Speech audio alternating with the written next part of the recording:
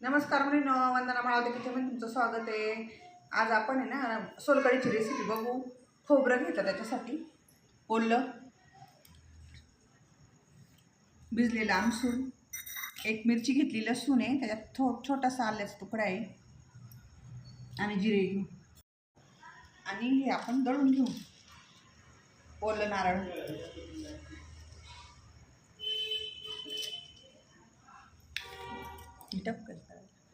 एक मिरची, लसूण, आलं, जिरं त्याच्यात दळून घेऊ. आपण थोडं पाणी टाकून दळून घेऊ.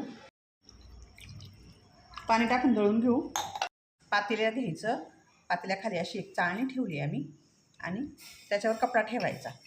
आता ते दळलेलं खोबरं आहे ना, आपण दळलेलं तो खव आहे ना ओल्या नारळाचा, तो दळून घेऊ आपण. हे गाळायला घेतलं आता कपड्यावर.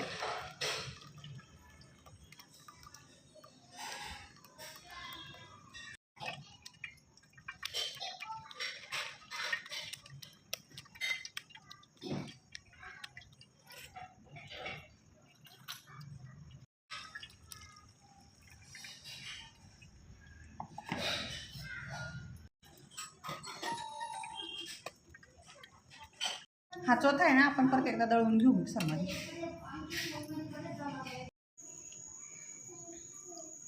असं पिळून घेऊ.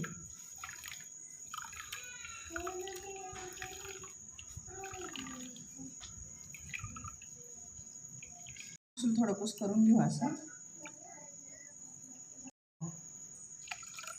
ते पण आता गाळून घेऊ. करून घ्यायचं हे सगळं. त्याच्यात आता आपल्याला चवीनुसार मीठ टाकायचं. सेंदव मीठ असेल तरी चालेल, साधं असलं तरी चालेल.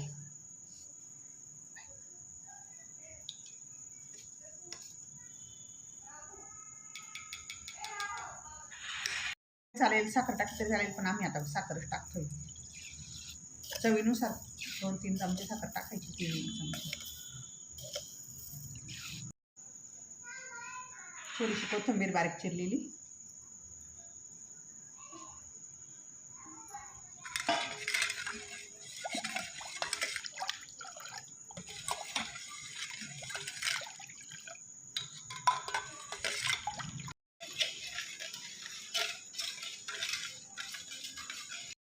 तयार झाली आपली साखर विरघळली, मीठ पण विरघळलं.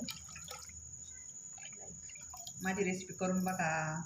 आवडेलच तुम्हाला. लाईक करा, शेअर करा, सबस्क्राईब करा, पण नक्की करा माझी रेसिपी.